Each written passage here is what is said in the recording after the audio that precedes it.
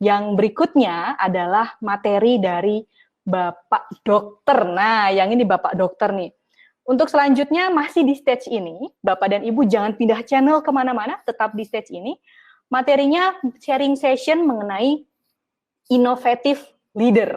Nah, bagaimana sih cara menjadi leader yang inovatif seperti itu? Akan dibawakan oleh Dr. Eko S. Nugroho. Beliau salah satu co-kreator CIAS dan titelnya saja sudah kelihatan. Dokter gitu ya. Beliau juga CEO di Medigo. Nanti bisa kenalan secara langsung dengan Dr. Eko. Nah, beliau sudah hadir di backstage, tidak perlu berlama-lama lagi. Saya panggilkan dulu Dr. Eko. Bisa masuk sekarang Dr. Eko? Nah, Dr. Eko, suaranya masih belum ada. Oke, halo Mbak Tiwi. Halo Dr. Eko, Ya. Bapak dan Ibu ini Dr. Eko bukan Hedi Yunus ya. Ini katanya dokter artis gitu yang terkenal masuk TV di mana-mana juga. Oke Dr. Eko, silahkan saya berikan ruang dan tempatnya buat Dr. Eko ya. Ya, siap. Terima kasih Mbak Terima Tiwi. kasih. Terima kasih. Oke, Bismillahirrahmanirrahim. Assalamualaikum warahmatullahi wabarakatuh. Teman-teman, Bapak Ibu, selamat datang di acara CIAS Innovation Week. Tadi kita sudah ada Mas Indrawan Nugroho membicarakan tadi soal saya simak ya tentang budaya inovasi. Menarik sekali apa yang disampaikan oleh Mas Indra, teman-teman. Jadi ada level-level, ternyata ada artefak ya yang tampil di permukaan, sampai ada yang paling bawah yang nggak kelihatan, itu level assumption. Nah, teman-teman, masih ada kaitannya juga nih dengan budaya tadi, yaitu kita akan bicara saat ini tentang perannya leader, atau bagaimana seorang leader itu bisa tampil sebagai seorang yang inovatif. Ada kaitannya. Jadi kan tadi ada pertanyaan-pertanyaan tuh, gimana caranya kita membuat budaya menjadi lebih bisa terwujud ya. Level artefak tadi nggak cuma artefak, tapi bisa menjadi asumsi yang bagus. Nah, itu butuh seorang inovatif leader. Nah, gimana inovatif leader? Kita akan bicarakan di sesi saya berikut ini. Saya izin share dulu materinya. Sebentar ya, ini saya butuh waktu sebentar untuk setting. Oke.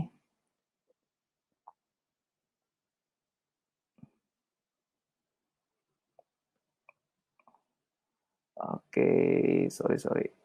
Ini saya belum terbiasa pakai, karena emang ini apa namanya, masih baru juga. Kok ada begini ya? Sebentar. Oke, saya agak kesulitan nih. Oke. Gimana dokter? Iya, sebentar ya. Saya butuh membiasakan. Saya juga baru pertama kali ini pakai ini. Memang di CIAS itu kita kan sangat-sangat inovatif. Ada tools baru kita pakai ya, dan kita akan membiasakan. Bentar. Jadi saya share screen. Yang tengah dokter ada yang application. Iya, application. Terus oke. Sorry. Atau pakai comment tab dokter. Comment tab ya. Iya. Ya, ini ya dokter ya, terbiasa pegang manusia bukan alat, jadi mohon maaf Bapak Ibu. Ya. Ngomong-ngomong Dokter Eko ini salah satu ini ya pemimpin atau leader gugusan terdepan gitu ya Dok dalam menangani lintas COVID di daerah Bekasi ini. Jadi penguasa planet Bekasi Dokter Eko ini. Beliau hampir tiap hari tuh visit bareng wali kota seperti itu ya. Wah, jangan dibocorin. Bahkan persiapan untuk acara hari ini aja Dokter Eko benar-benar bagi waktunya nih cukup tight seperti itu. So ini memang para co-kreator men-challenge diri sendiri gitu ya, agar kita siap memberikan value yang terbaik buat Bapak dan Ibu semua. Oke, Dokter Eko, sudah ready? Siap.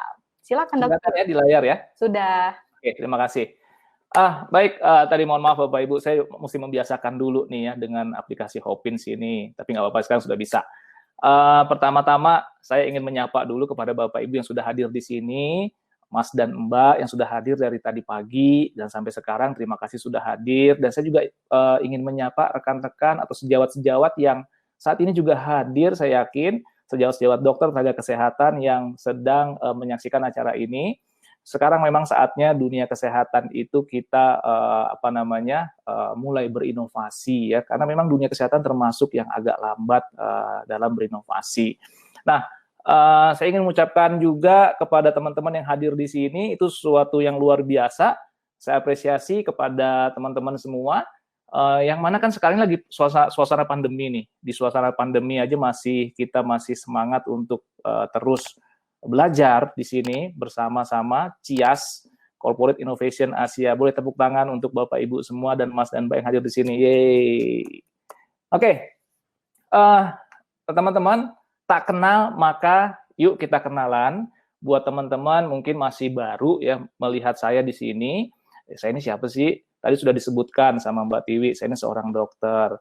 Nah, saya ini namanya Eko S. Nugroho. Nah, kebetulan di Cias ini, klan Nugroho itu ternyata merajai di Cias. Waduh. Jadi ada banyak nama Nugroho di Cias. Ada Mas Indrawan Nugroho, ada saya. Mas Indrawan Nugroho itu seorang dokter. Nah, saya Eko S. Nugroho, Eko Suryo Nugroho, seorang dokter. Satu lagi ada nanti yang juga akan ngisi acara bersama kita di hari berikutnya, ada Mas Eko Nugroho. Namanya mirip banget bahkan Mas saya ya, Eko Nugroho. Nah, jadi dan kebetulan juga nih yang namanya Nugroho ini ternyata kami ini para C-level semua. Mas Indra itu CEO-nya dari Cias, Mas Eko Nugroho CEO dari Kumara, dan saya C-levelnya CMO dari Medigo. Nah, teman-teman yang mau jadi C-level mungkin mesti ganti nama jadi ada Nugrohonya ya. Oke, itu tadi tentang saya. Dan saya juga ingin sedikit share bahwa saya juga punya pengalaman-pengalaman di beberapa kali pekerjaan, pernah sebagai konsultan juga ya, konsultan perumah sakitan tentunya di manajemen kesehatan, dan saya juga saat ini menjabat sebagai CMO Medigo. Ini perusahaan health tech company yang sudah berjalan lebih dari 2 tahun, dan saya juga kemarin memimpin rumah sakit swasta. Jadi ya gini-gini pernah ngerasain menjadi seorang leader, dan sampai sekarang juga saya masih punya beberapa tim yang saya manage, teman-teman. Jadi izinkan saya hari ini saya akan sharing tentang apa itu inovatif leader. Kenapa sih kita mesti kita kuasai apa itu inovatif leader, dan bagaimana caranya seorang pemimpin bisa menjadi inovatif leader. Emang bedanya apa sih dengan leader-leader yang lainnya? Ada bedanya kah? Ada, yuk sama-sama kita kuasai. Saya ada harapannya setelah sesi saya ini teman-teman jadi punya pemahaman gimana caranya menjadi seorang inovatif leader. Kalau di sesi Mas Indra tadi, inovatif leader itu kita butuhkan untuk membentuk budaya, untuk menggerakkan tim, untuk mewujudkan inovasi-inovasi yang bukan cuma sekedar teater, innovation theater tadi. Bagaimana kita bisa mewujudkan itu? Dibutuhkan seorang inovatif leader. Oke, kita langsung aja. Nah, ini apapun peran Anda, dimanapun posisi teman-teman semua, seorang leader itu pasti punya tujuan kepemimpinannya. Nah, tujuan kepemimpinan itu ada apa aja sih? Nah, tujuan kepemimpinan itu memang yang pertama adalah meningkatkan produktivitas dan menjadikan produktivitasnya lebih permanen. Jadi dimanapun posisi teman-teman, baik itu seorang direktur, C-level, baik itu seorang manajer, seorang supervisor, seorang koordinator, kepala tim, tujuan Anda memimpin adalah meningkatkan produktivitas tim yang Anda pegang, tim yang Anda pimpin. Begitu. Yang kedua, tujuan kita adalah menjadikan suasana kerja itu lebih kondusif untuk bekerja. Nah, suasana kondusif bekerja ini diperlukan ketika kita ingin mencapai produktivitas. Nggak mungkin produktivitas tercapai tiba-tiba itu ya. Kita minta, ayo dong produktif teman-teman. Ayo dong. Saya kan sudah memberikan target-target nih kita. Tapi suasana atau iklim kerja tidak kondusif, maka produktivitas juga tidak akan tercapai. Jadi ada kaitannya antara produktivitas dengan suasana kondusif untuk bekerja. Kemudian ada kaitannya juga dengan yang nomor 3, tumbuhnya passion dan kegembiraan di tim. passion dan kegembiraan di tim ini dibutuhkan oleh kita ketika memimpin agar apa yang dicapai, apa yang ingin dicapai oleh kita itu bisa kita raih dengan tidak usah susah payah gitu ya. Maksud saya gini, kadang kita tuh nyuruh orang itu ya, nyuruh tim, nyuruh anak buah, nyuruh karyawan, nyuruh teman kerja itu pakai sampai berotot-otot gitu. Ayo dong kerjain, tiap hari disuruh. Tapi kalau misalnya tidak ada tumbuh passion di dalamnya, kegembiraan di dalamnya, kita akan susah payah meraih itu. Itu kita bilang agency cost-nya sangat tinggi. Maka tujuan kepemimpinan sebetulnya adalah menumbuhkan passion dan kegembiraan di tim bertujuan untuk agar agency cost-nya rendah. Tidak perlu susah payah kita mikirin gimana nih caranya tim kita bisa bekerja secara produktif, gimana biar tim kita bisa kreatif. Nah, tujuan dari kepemimpinan salah satunya adalah menumbuhkan passion tadi. Gimana cara menumbuhkan passion, gimana cara menciptakan kegembiraan di tim, itu bagian dari tujuan seorang pemimpin. Yang ketiga, yang keempat, yang terakhir adalah kualitas komunikasi internal dan formalnya membaik. Jadi ketika teman-teman memimpin, dimanapun posisinya, kalau misalnya ingin produktivitasnya meningkat, suasana kerja kondusif, ada passion di dalamnya, tentunya harus dibangun hubungan komunikasi yang baik juga. Jadi nggak bisa, teman-teman sebagai pemimpin biasanya kan default-nya seorang pemimpin begini ya, default-nya itu adalah jaim. Default-nya seorang pemimpin itu mesti kelihatan sangar gitu ya, biar ditakutin, biar diturutin, biar diikutin apa yang diperintah. Nah, sebetulnya kita tidak perlu seperti itu. Kita bisa jaga karisma kita sebagai pemimpin justru dengan jika kita bisa membangun komunikasi yang baik antara kita dengan tim orang yang kita pimpin. Jadi itu tujuan kepemimpinan. Pertama, produktivitasnya meningkat, tentu saja itu. Kedua, suasana yang kondusif untuk kerja, tumbuhnya passion dan di tim, dan kualitas komunikasi internal dan formal yang membaik. Cuma teman-teman, sayangnya ketika kita memimpin, ini ada gap gitu, dan terjadi karena kita tidak dapat bagaimana cara melakukan itu ya. Mesti diciptakan. Dan disinilah butuh seorang leader. Bagaimana seorang inovatif leader itu dapat mencapai ini semua. Nah, saya akan jelaskan berikutnya apa ciri-ciri inovatif leader. Saya mau sampaikan dulu gap-gap tersebut, teman-teman ya. Gap yang pertama adalah nih. Jadi karyawan itu kita kan berharap karyawan itu bisa menjadi kreatif. Di sini ada data menyebutkan bahwa di survei kepada karyawan yang bekerja, apakah Anda diharapkan untuk menjadi seorang yang kreatif di tempat kerjanya? Iya, saya diharapkan untuk menjadi seorang yang kreatif. Pimpinan saya selalu menyampaikan itu, ayo dong Anda kreatif. Nah itu sebagian besar grafik ini menunjukkan bahwa mereka setuju bahwa mereka diharapkan menjadi yang kreatif. Tapi faktanya yang terjadi justru harapan tidak sesuai dengan kenyataan. Kenyataannya justru kita melihat kok kayaknya karyawan kita itu atau tim kerja kita itu atau anak buah kita itu sulit banget ya bisa otomatis, sulit banget ya bisa secara tanpa mesti disuruh-suruh gitu ya menunjukkan kreativitasnya. Ketika ketemu masalah kok sulit banget ya mereka langsung berinisiatif memecahkan masalahnya tanpa kita suruh gitu ya. Padahal kita berharap mereka kreatif. Nah, ini ternyata gap dari tujuan kepemimpinan dengan fakta yang ada. Nah, disinilah peran inovatif leader juga dibutuhkan. Gimana caranya inovatif leader itu bisa menjadikan karyawannya yang sudah kreatif atau yang belum kreatif bekerja menjadi lebih kreatif dan inisiatifnya timbul dan mereka semangat dan mau untuk memecahkan masalah sehingga mampu untuk berinovasi. Oke, itu dia. Yang kedua, ada gap yang kedua. Nah, kalau ini gap-nya adalah kitanya ini sudah punya nih. Kita sudah punya banyak sekali ide-ide atau pemikiran-pemikiran kreatif, pemikiran-pemikiran solutif untuk kita lakukan di pekerjaan kita dan mau kita terapkan di unit kerja kita. mau kita terapkan di perusahaan yang kita pimpin, mau kita terapkan di bagian pekerjaan yang kita kelola. Tapi kok ternyata susah banget sih ide kita ini atau pikiran kita ini bisa dikerjakan oleh anggota tim kita, oleh rekan kerja kita, oleh anak buah kita. Kenapa ya? Kok bisa begitu ya?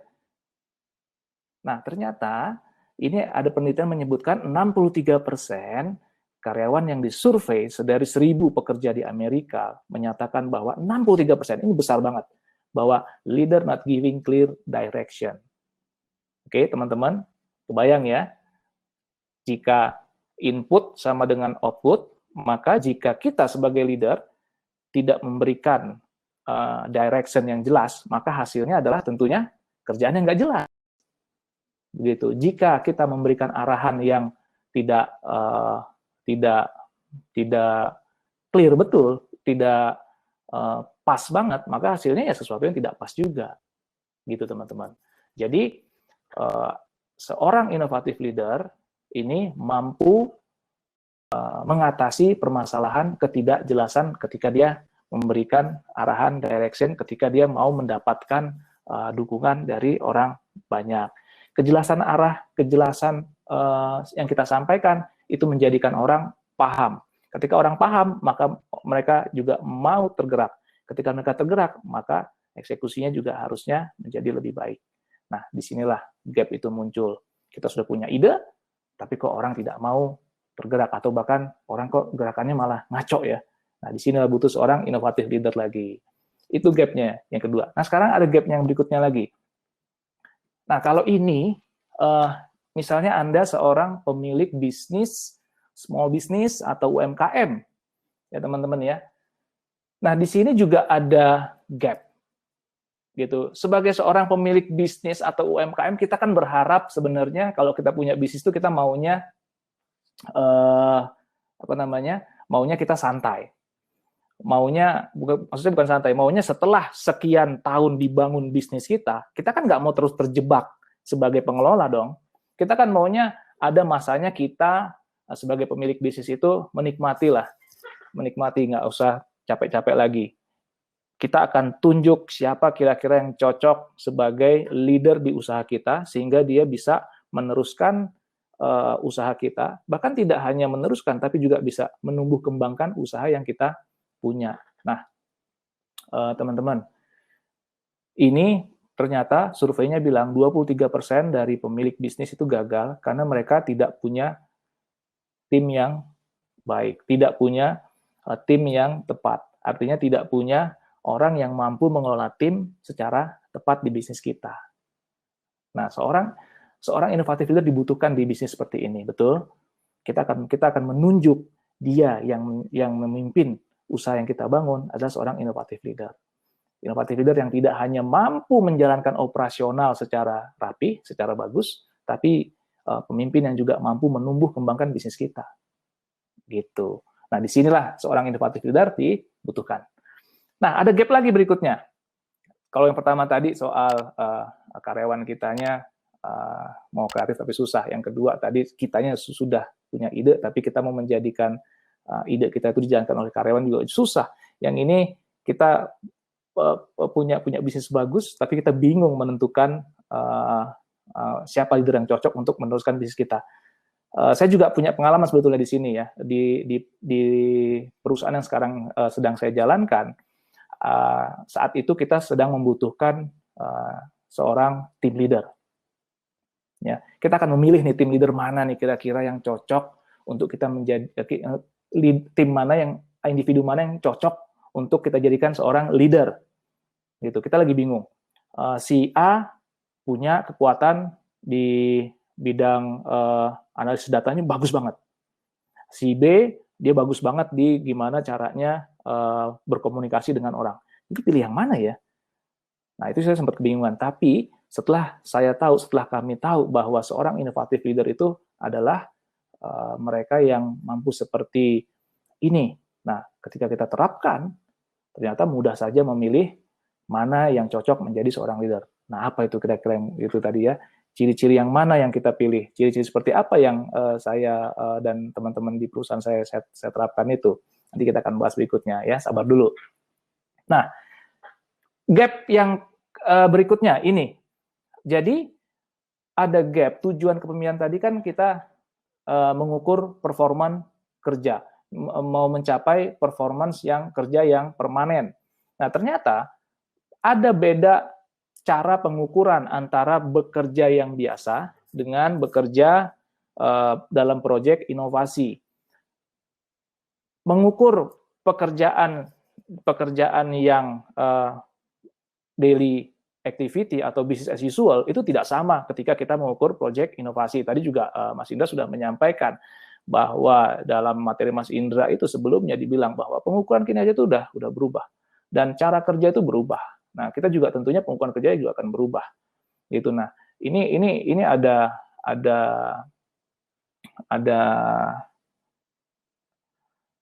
ada sorry. Ini ada stase-stase yang dalam sebuah proyek inovasi itu terlihat bahwa di dalam stase pertama itu cara ngukurnya beda, stase yang kedua, stage kedua cara ngukurnya beda, stage ketiga cara ngukurnya beda. Nah, ini juga gap berikutnya. Dibutuhkan seorang inovatif leader yang memahami bagaimana cara mengukur proyek-proyek inovasi. Nah, ini juga gap berikutnya, teman-teman. So, teman-teman kira-kira apa sih yang menjadi ciri seorang inovatif leader? Nah, sebelum masuk ke sana, saya juga ingin menyampaikan definisi dari leader itu sendiri. Nanti jangan sampai teman-teman berpikir bahwa, oh ternyata leader itu harus orang yang di posisi paling tinggi, ya enggak juga. Leader itu bisa di mana saja. Leader itu bisa di level supervisor, bisa di level kepala tim, seperti yang saya bilang gitu ya. Bisa di level mana saja. Yang jelas, leader itu adalah, kalau menurut Peter Drucker, maaf sebentar. Menurut Peter Drucker, semua orang yang punya pengikut itu adalah leader. The only definition of a leader is someone who has followers. Jadi teman-teman kalau misalnya punya pengikut, Anda seorang pemimpin. Gitu. Pak, saya kan mimpinnya cuma tim marketing. Cuma 3 orang. Ya, Anda pemimpin di tim marketing. Pak, saya ditunjuk sebagai penanggung jawab proyek A. Anggota cuma 5. Anda pemimpin di proyek tersebut. Nah, itulah leader. Nah, proyek-proyek inovasi juga ada banyak cara, nanti saya akan jelaskan. Itulah leader. Jadi, teman-teman, leader itu tidak harus mereka yang top manajemen, tidak harus yang mereka di middle management, tapi dimanapun posisi teman-teman, dimanapun tanggung jawab teman-teman, selama ada pengikutnya, selama Anda tunjuk bertanggung jawab terhadap sebuah pekerjaan, Anda adalah seorang leader. Oke? Nah, kalau kita googling, sekarang inovasi itu apa? Kalau kita googling, what is innovation? Nah, ini banyak yang keluar ya, teman-teman di situ. Tapi saya mau pakai pendekatan inovasi seperti yang tadi sudah juga di sebelumnya oleh Mas Indra bilang. Kami di Cias pakai inovasi itu adalah sesuatu yang baru atau berbeda, kemudian bernilai, dan dipakai oleh orang lain.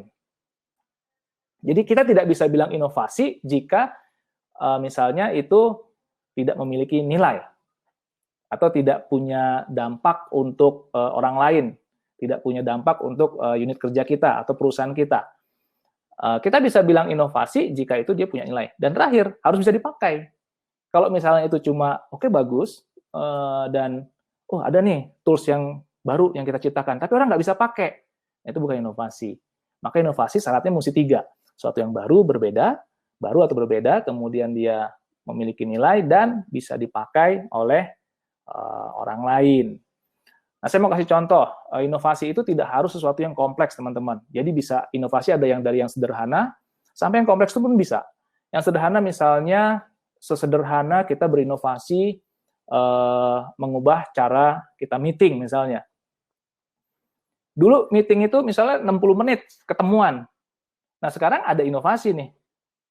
ada temuan baru, cara berbeda, dan punya nilai. Meetingnya tetap bisa didapetin dan dipakai sama banyak orang, gitu ya.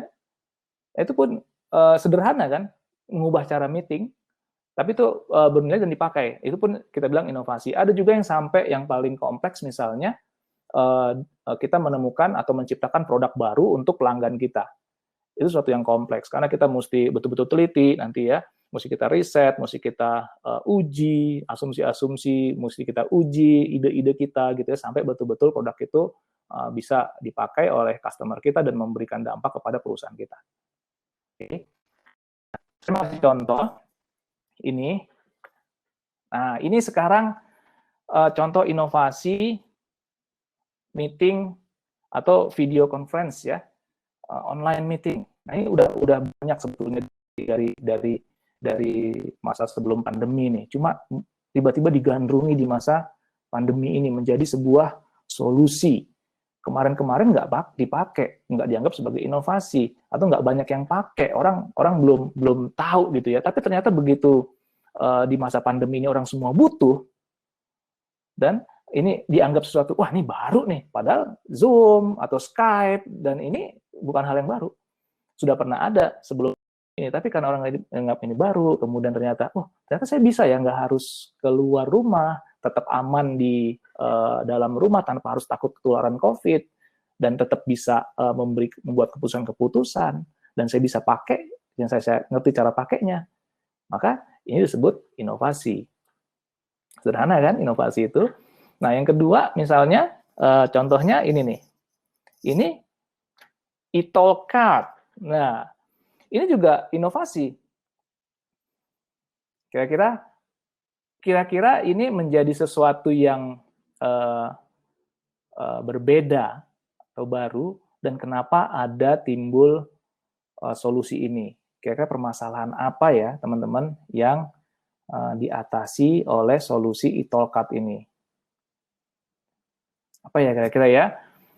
Ya, jadi e-talk card ini timbul, ini sebuah solusi karena ada sebuah permasalahan. Kalau tadi Zoom, Skype timbul, kita pilih Zoom, Skype karena ada masalah, gimana caranya kita meeting tanpa harus ketemu orang, tanpa harus takut ketularan COVID gitu ya, tanpa harus khawatir kita akan tercemar COVID dan menularkan ke orang di rumah. Ya, kita pakai solusinya ini. Nah, kalau misalnya e-talk card ini kira-kira apa? Nah, e-talk card ini menjawab permasalahan efisiensi. Jadi gimana cara kita bisa efisien? Jadi perusahaan-perusahaan BUMN kemungkinan kemarin itu memikirkan gimana cara bisa efisiensi ya menggunakan, dan orang tidak kerepotan, mesti ambil kembalian, antrian di gerbang tol jadi panjang, maka timbullah solusi ini. Ini sesuatu yang baru dan berbeda saat itu, kemudian memiliki nilai bagi kita dan dipakai oleh banyak orang saat ini. Ini inovasi.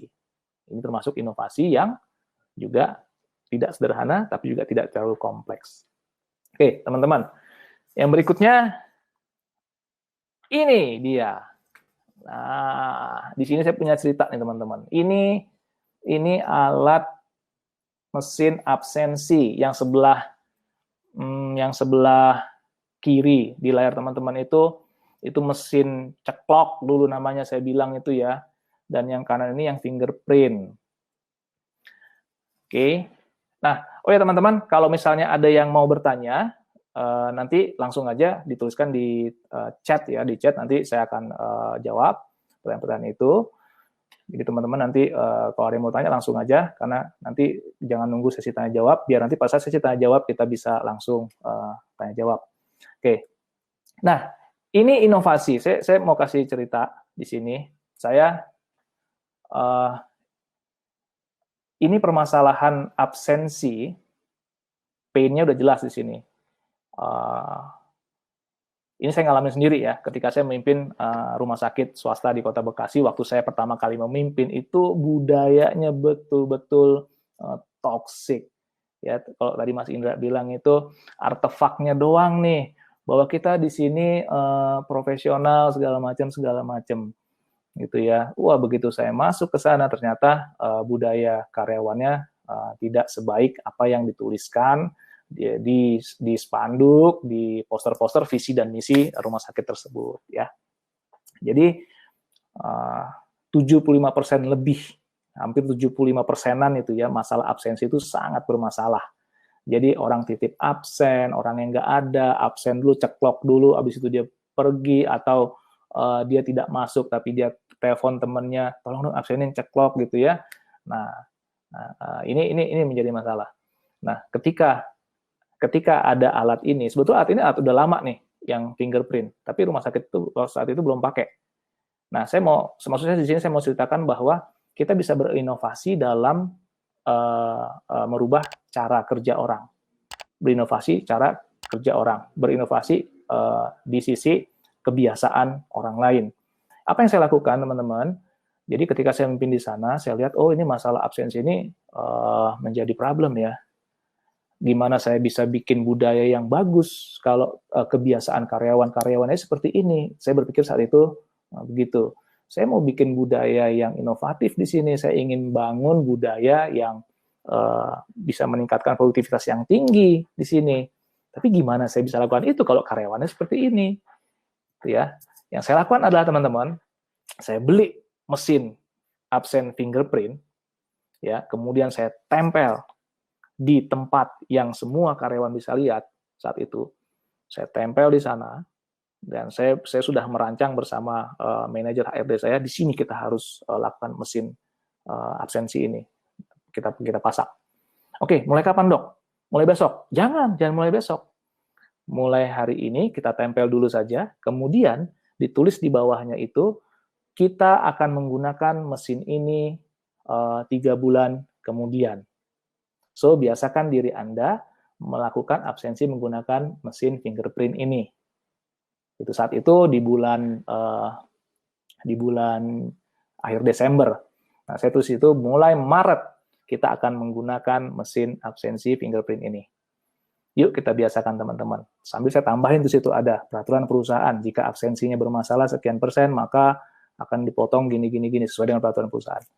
Dan yang saya lakukan setelah itu ditempel, mulai besoknya setiap pagi saya menjadi orang yang paling depan ikutan fingerprint di mesin itu. Nah, kemudian pas mau pulang, saya juga ikutan antri bersama karyawan yang baru sedikit pakai mesin itu, saya ikut antri. Nah, setiap hari saya lakukan itu, dan semua karyawan akhirnya melihat, direktur aja ikut absen ya, yuk kita absen yuk, nggak enak nggak absen. Peraturan itu belum saya terapkan tuh, yang potongan insentif segala macam, tapi mulai Maret nanti kita akan memotong. Apa yang terjadi, teman-teman? Spare waktu 3 bulan itu ternyata menjadi menjadi kesempatan kita, opportunity untuk berubah kebiasaan.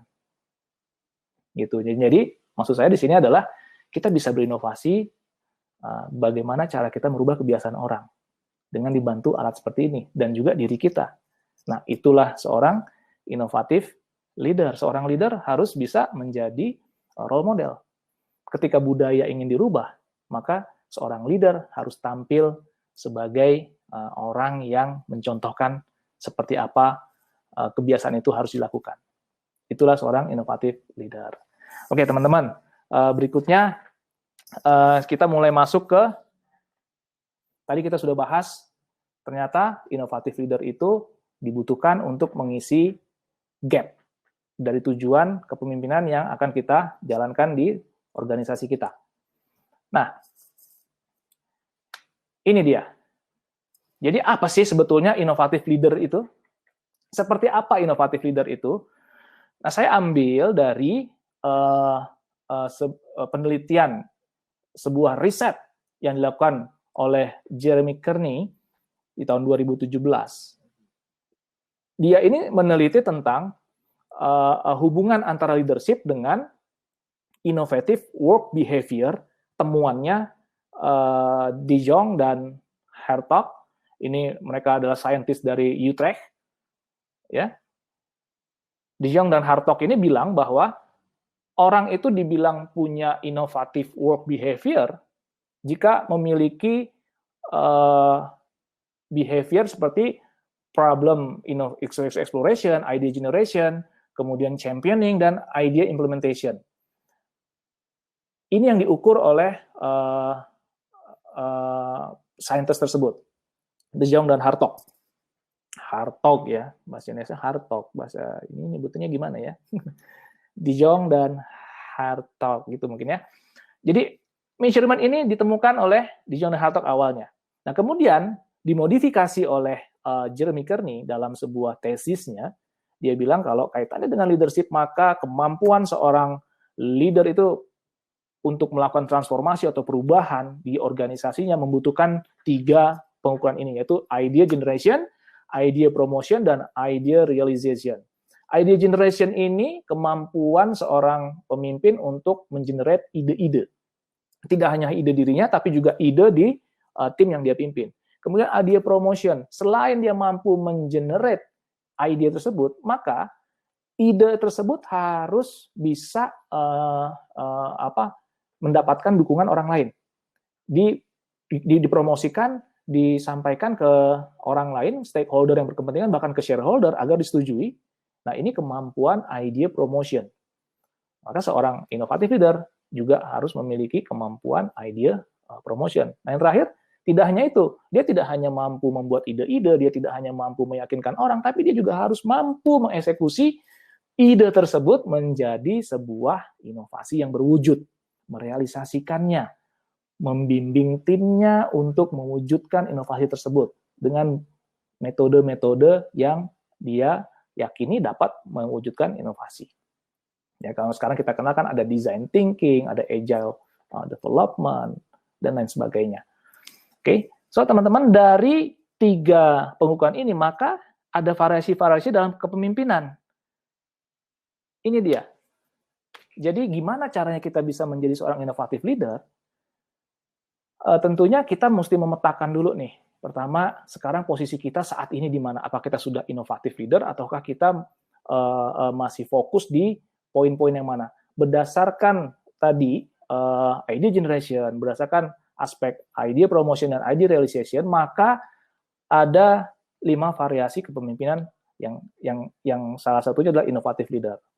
Oke, yang pertama operational leader, kemudian communicative leader, analytical leader, dan visionary leader. Kemudian terakhir juga innovative leader. Nah, operational leader.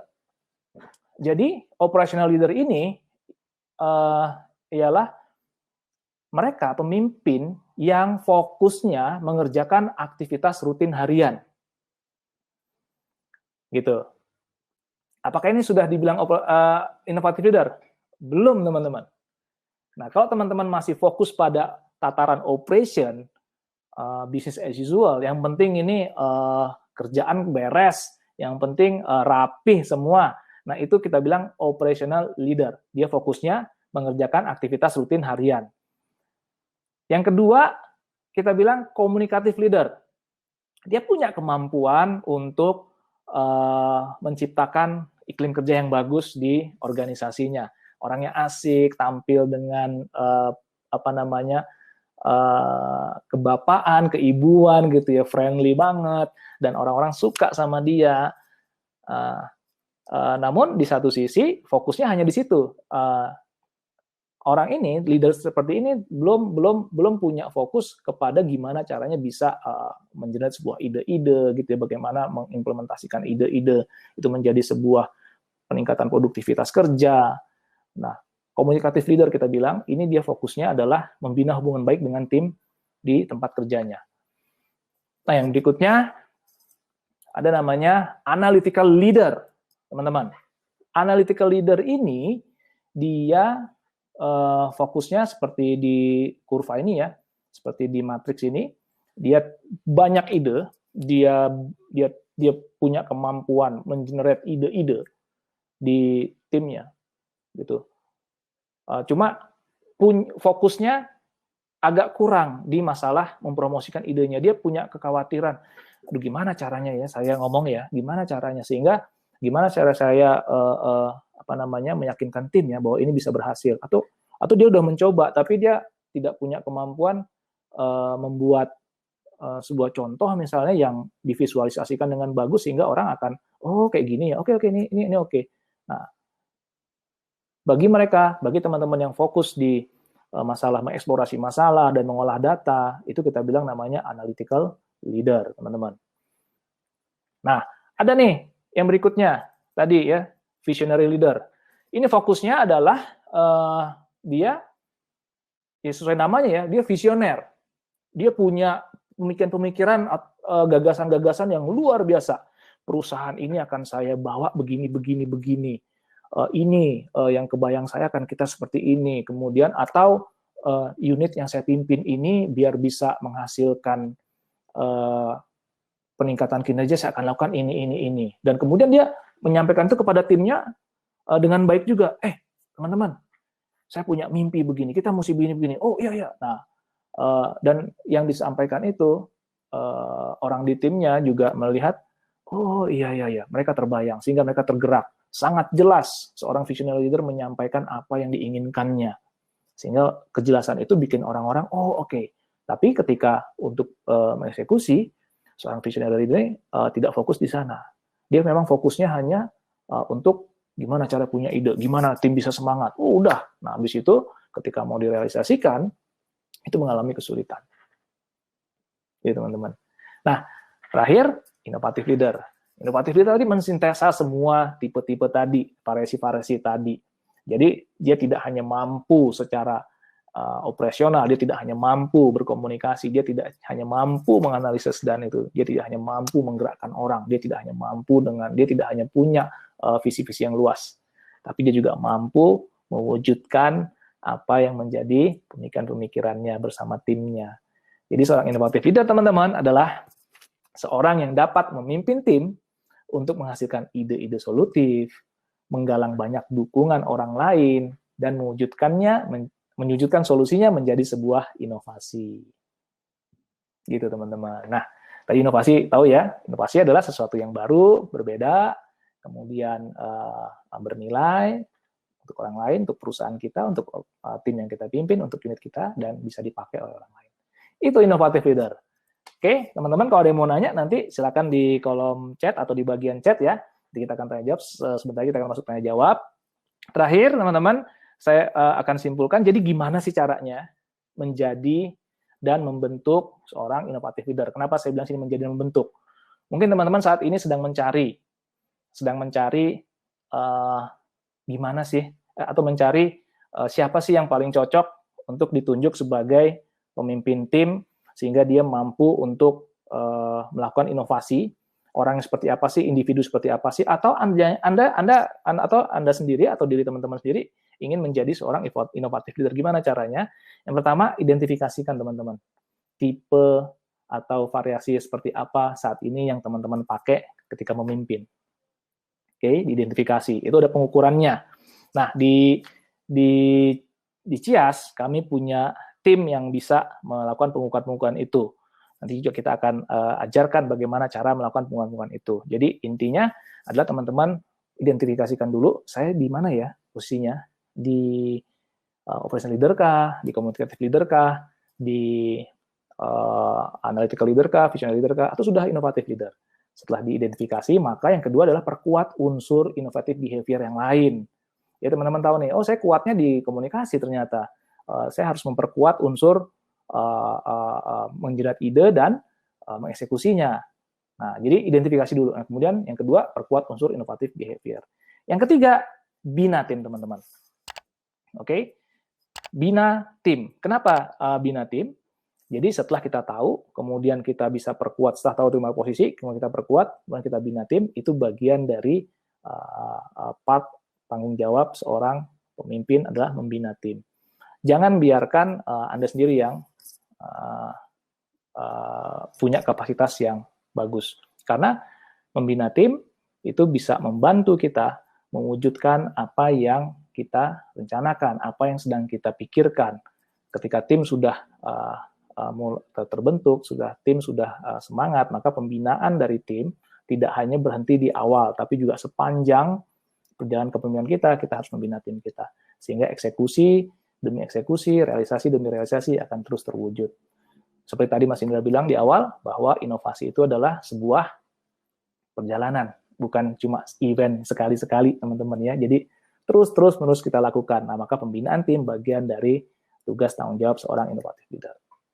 Oke, Mbak Tiwi, mungkin itu yang saya bisa sampaikan, teman-teman. setelah sesi ini, kita nanti jam 13.15, saya akan mengajarkan, saya akan sharing kepada teman-teman di bagian session ya. Di session itu nanti teman-teman bisa lihat di sebelah kirinya monitor laptop Anda tuh ada menu session.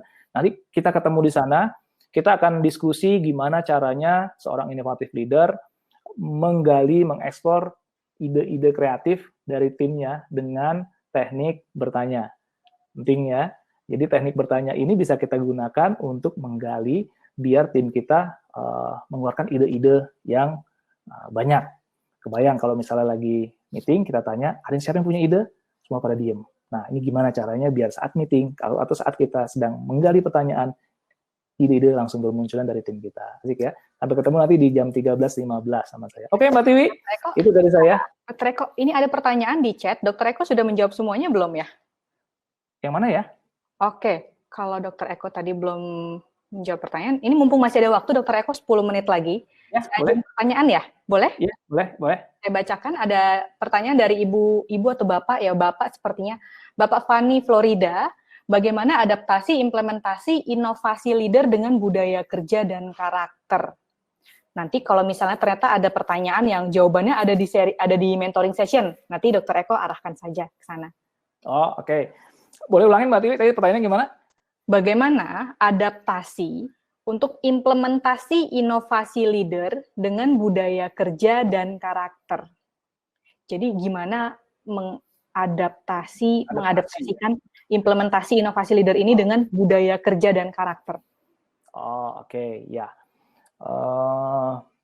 Jadi sudah ada budaya kerja, ada karakter yang ada gitu ya. Gimana implementasi inovasi leadernya ini gitu? Jadi kan tadi cara kita menjadi seorang inovatif leader, kita mengidentifikasi posisi kita. Itu pertama. Ya, kemudian yang berikutnya kita juga mesti tahu nih karakter tim kita seperti apa. Jadi dalam leadership, dalam kepemimpinan itu, tugas pertama seorang leader memang adalah menentukan value apa yang ingin dibentuk dalam kepemimpinannya. Misalnya gini, saya ingin saat ini punya goals ya, punya tujuan 6 bulan ke depan ingin mengimplementasi standar yang sama di seluruh bagian, standar kerja yang sama seluruh bagian, misalnya gitu ya. Maka ketika kita ingin mewujudkan itu, kita mesti menentukan dulu nih karakter timnya seperti apa yang kita butuhkan. Oh, kita butuh tim yang punya karakter jeli menganalisa. Kemudian kita juga butuh tim yang punya mampu nanti mendelivery sebuah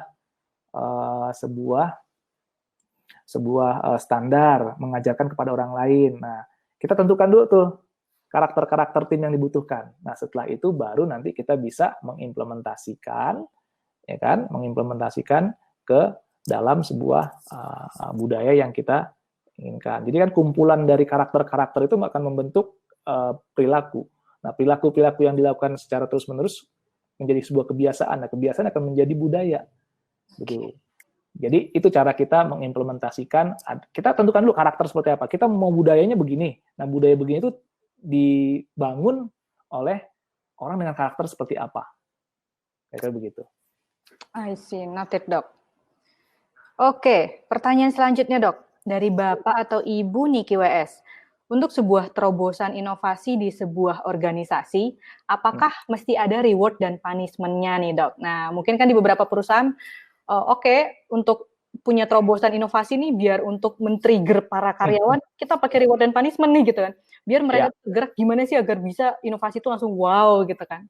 Apa emang mesti ada, Dok? Iya. Itu bagian dari cara kita membina tim agar mereka tetap melakukan kebiasaan-kebiasaan yang baik. Caranya adalah tentunya dengan memberikan reward atau punishment. Nah, cuma kita mesti ingat, reward ini tidak harus uang. Reward ini juga tidak harus sesuatu yang sifatnya tangible, tapi bisa juga yang intangible, membangkitkan perasaan orang menjadi lebih semangat. Sekedar tepukan, kamu luar biasa, itu bikin mereka akan terus tetap, wah, gila atasan saya nepuk-nepuk bahu saya bangga sama kamu, teruskan ya. Itu udah reward. Ataupun punishment sebaliknya. Punishment itu tidak harus berupa surat peringatan, disanksi. Punishment bisa cuma sekedar tidak diberikan, misalnya, wah kayaknya kamu perlu istirahat dulu nih. Itu bagi orang yang diberikan istirahat begitu, aduh Pak, tapi saya lagi tanggung Pak, itu juga sebuah hukuman. Gitu. Jadi perlukah reward punishment? Sangat perlu. Nah, pentingnya dari itu adalah kita menjaga motivasi tadi, menjaga spiritnya teman-teman kita tadi. Tapi tadi diingat ya, kalau memang ternyata proyeknya goal, maka kita mesti merayakan juga ada sesuatu yang kita berikan kepada tim kita. Gitu. Kalau kita belum berikan bentuknya rupiah, kita bisa sekedar misalnya memuji mereka di depan orang banyak. Coba boleh berdiri Mbak Tiwi. Nah, Mbak Tiwi ini sudah menjadi orang yang berhasil mewujudkan begini-ini memimpin timnya. Kita kasih tepuk tangan di depan orang banyak. Wah, itu perasaannya langsung. Oke, saya akan lakukan lagi berikutnya. Gitu kira-kira. Oke, noted Dok. Jadi reward dan punishment tuh tidak melulu bentuknya harus barang gitu ya, tidak melulu harus duit gitu ya. Dengan cara kita menghargai atau mungkin ada tim yang mau berinovasi kita hargai gitu ya, tidak kita tolak mentah-mentah seperti itu ya Dok. Itu kan betul seperti itu. Buat tim kita seperti itu ya.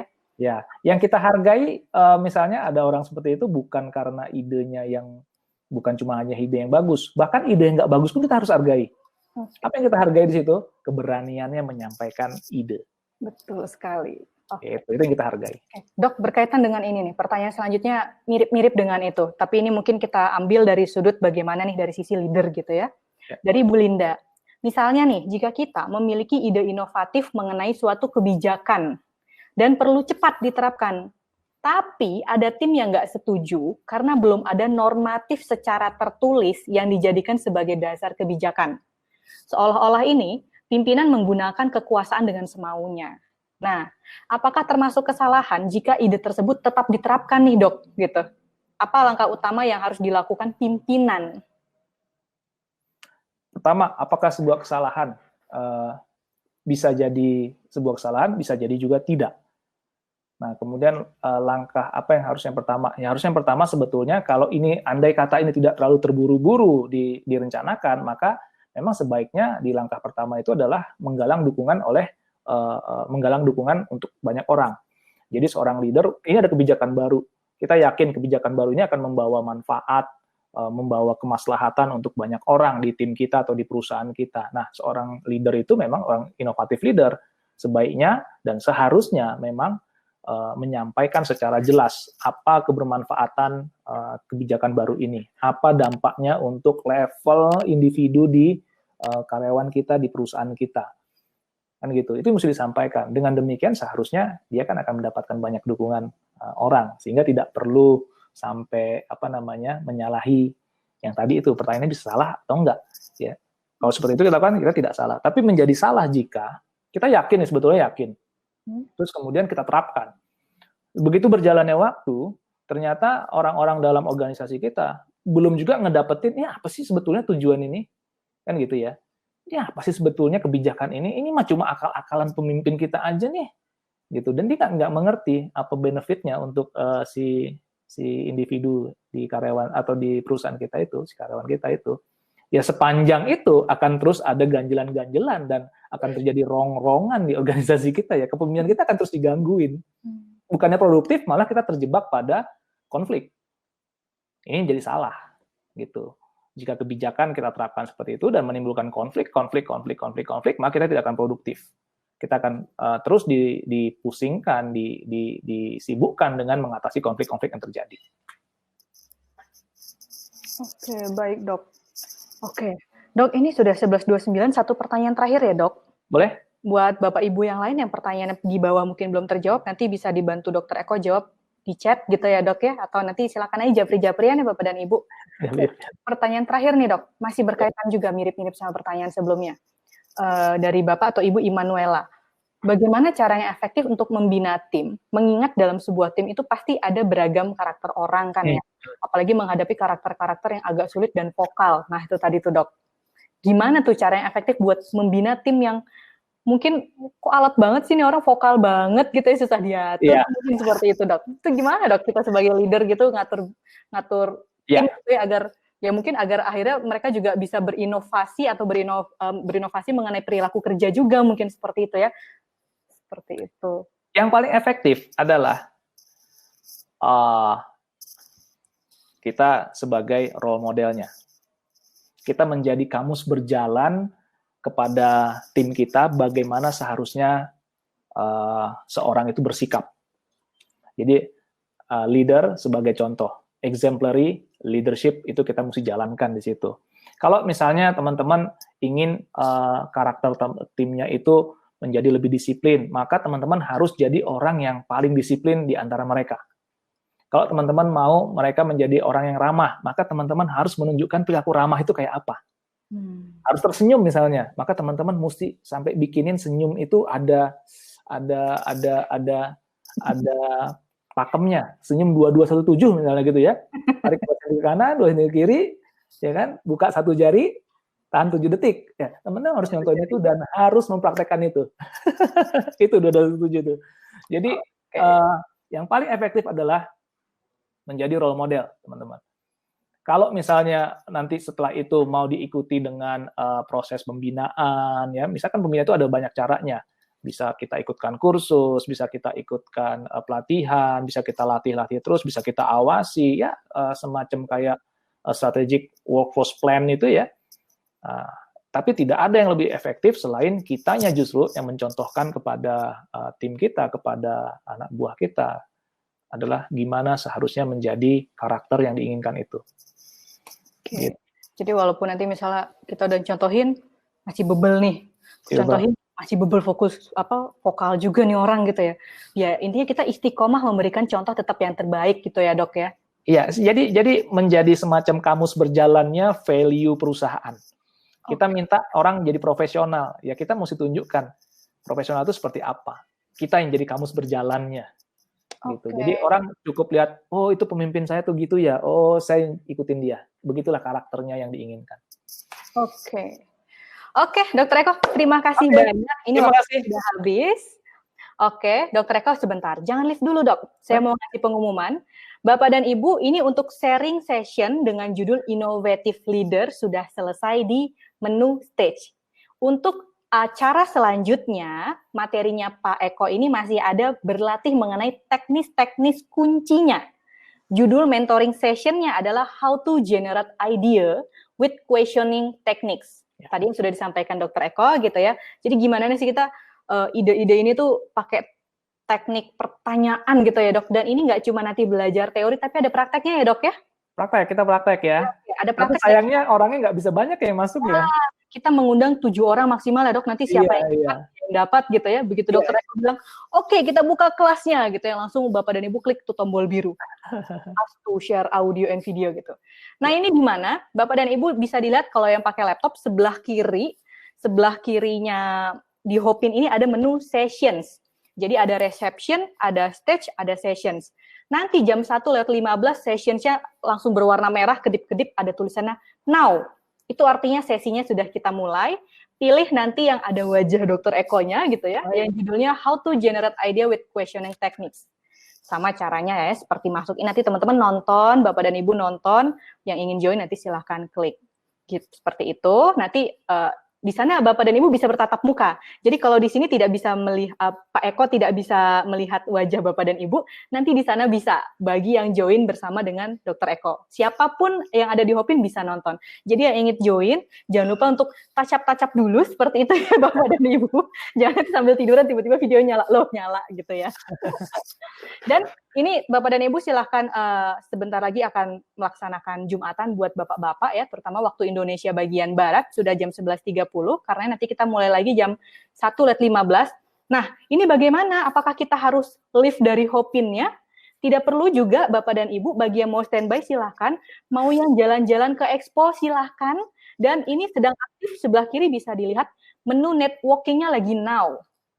Artinya Bapak dan Ibu yang lagi nggak Jumatan nih, silakan kalau mau berkenalan dengan para corporate inovator yang lain, klik menu networking yang ada tulisan now-nya sekarang warna merah, nanti silakan minimal 30 detik, maksimal 55